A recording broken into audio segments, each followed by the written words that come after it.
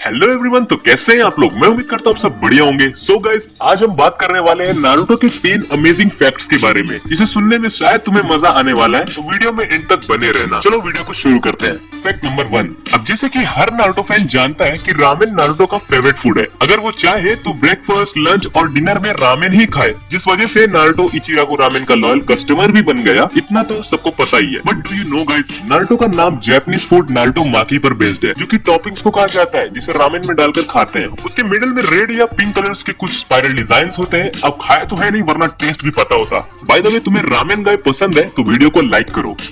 Fact number 2। Japanese version में Naruto को series में 2 वॉइस एक्टर्स ने आवाज दी है। एक जुंको तकेयुची, आई होप प्रोनाउंसिएशन ठीक हो, जिन्होंने बहुत सारी सीरीज में कई मेल कैरेक्टर्स को अपनी आवाज दी है, जैसे कि 1999 में आई हुई हंटर एक्स हंटर के मेन कैरेक्टर गॉन फ्रीज को। उसी तरह पूरी सीरीज में Naruto, Naruto Shippuden and Boruto में भी जुंको तकेयुची ने ही नारुतो को अपनी आवाज दी है। सोचने वाली बात है, जब सारी सीरीज में इन्होंने ही आवाज दी है तो दूसरे वॉइस एक्टर की क्या जरूरत थी। देखो, जरूरत थी। नारुतो को एक और वॉइस एक्टर ने आवाज दी है, एमा कोगुरे, जिन्होंने नारुतो के सेक्सी जुत्सु वाले वर्जन को आवाज दी है। Fact number 3। नारुतो जब होकागे बना तो वो खुद को ऑरेंज होकागे के नाम से बताता है, तो फैंस को लगा नारुतो ऑरेंज कपड़े पहनता है, इसलिए वो खुद का नाम ऑरेंज होकागे कह रहा है। बट फैक्ट ये है कि नारुतो अपने पेरेंट्स को ऑरेंज कलर से रिप्रेजेंट कर रहा है, उजुमाकी क्लैन एंड कुशिना उजुमाकी को, जिनके हेयर का कलर रेड होता है। और मिनाटो की बात करें तो मिनाटो के फैमिली बैकग्राउंड के बारे में कुछ भी कंफर्म पता नहीं है, लेकिन मिनाटो का हेयर ब्लॉन्ड है, कुशिना का रेड कलर और मिनाटो का blonde yellow colour is equals to orange होता है। अब जिसने अपने जीवन में थोड़ी बहुत कलाकृति की है, उन्हें पता होगा ऑरेंज कलर इस तरह से बन सकता है। वेल, ये रीजन है नारुतो को खुद को ऑरेंज होकागे बुलाने का। Next point.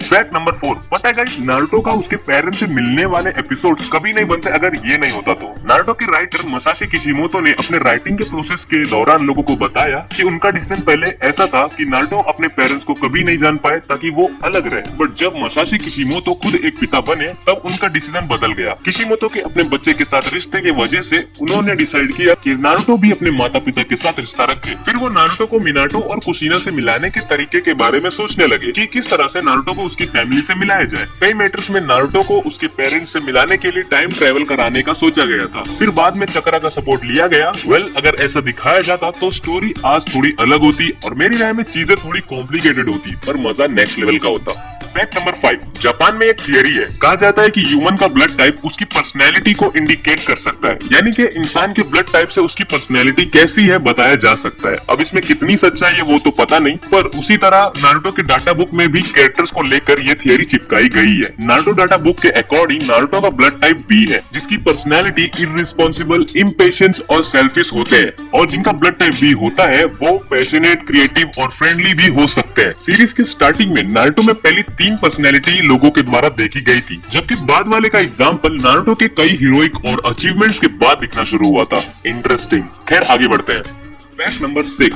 सीरीज में नारुतो को शुरू से ही साकुरा पर क्रश था, और साकुरा को सास्के के लिए फीलिंग्स थी, और हिनाटा को नारुतो पर क्रश था, और इन फ्यूचर नारुतो के साथ हिनाटा की शादी हुई भी, जिनका सन बोरुतो एक फोकल पॉइंट बन गया नेक्स्ट सीरीज के लिए। साथ ही सास्के और साकुरा की भी एक बेटी हुई। बट जितने भी लोग नारुतो को काफी पहले से देख रखे हैं, उनको हमेशा से ये लगता था कि एंड देन साकुरा के साथ नारुतो की वेडिंग होगी, और उन फैंस में से मसाशी किशिमोतो के एक बहुत करीबी को भी यही लगता था, और वो करीबी कोई और नहीं, उनकी वाइफ थी। उसके बाद जब मसाशी किशिमोतो 2015 में न्यूयॉर्क के कॉमिक कॉन में दिखाई दिए, तो उन्होंने the last Naruto the movie Naruto had fallen for Hinata को रिवील किया। यहाँ तक कि उनकी वाइफ भी सरप्राइज हो गई। उनकी वाइफ को ये ठीक नहीं लगा। फिर किशिमोतो ने अपनी वाइफ को शांत कराने के लिए ये कहा कि वो हिनाटा को तुम्हें देख के बनाए हैं, जबकि रियलिटी में उन्हें साकुरा की पर्सनैलिटी अपनी वाइफ से मिली थी।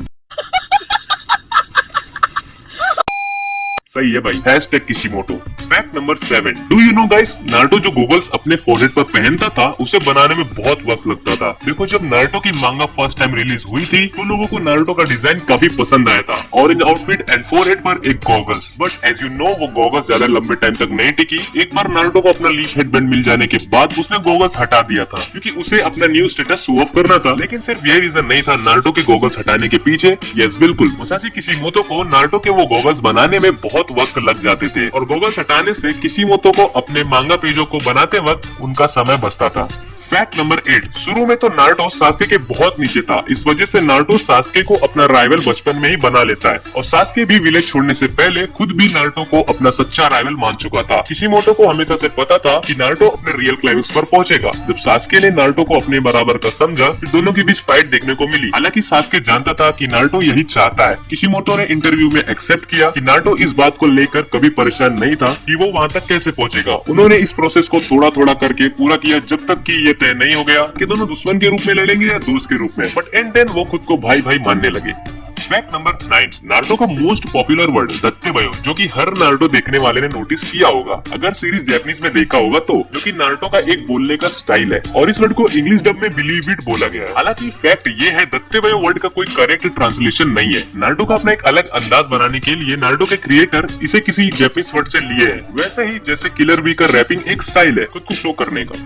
फैक्ट नंबर 10, देखो जर्मनी एक ऐसी कंट्री है जहाँ वीडियो गेम्स, मूवीज और एनिमेशंस पर बहुत ही स्ट्रिक्ट सेंसरशिप लगाने का रूल है और ये सेम रूल नारुतो की सीरीज पर भी लागू है, जहाँ निंजा के ब्लेड एनिमेशन से हटा दिए है। जब आप जर्मन डब देखते हो तो ब्लेड फाइटिंग सीन्स ऐसे लगते हैं जैसे कैरेक्टर्स हवा में लड़ रहे हो। ये कई मैटर्स में काफी अजीब भी लगते हैं। अच्छा है भाई, हमारे यहाँ इस तरह के समझदार लोग नहीं रहते हैं। अब यार अगर यहाँ तक की वीडियो देखे हो तो मैं तुम्हें कहना चाहूंगा thank you very much. Comment में सिर्फ इस थैंक यू का रिप्लाई लिख देना। सो गाइस, इस वीडियो के लिए इतना ही। अगर तुम्हें वीडियो अच्छी लगी हो तो प्लीज एक लाइक करते जाना और अगर तुम्हारे ग्रुप में एनिमे रिलेटेड फ्रेंड्स हैं तो उन्हें भी इस वीडियो को शेयर करो। और एक लास्ट चीज, आई होप इन फ्यूचर हम और अच्छे कंटेंट लेकर आए, तो चैनल को सब्सक्राइब भी कर सकते हो। मिलते हैं किसी और वीडियो में।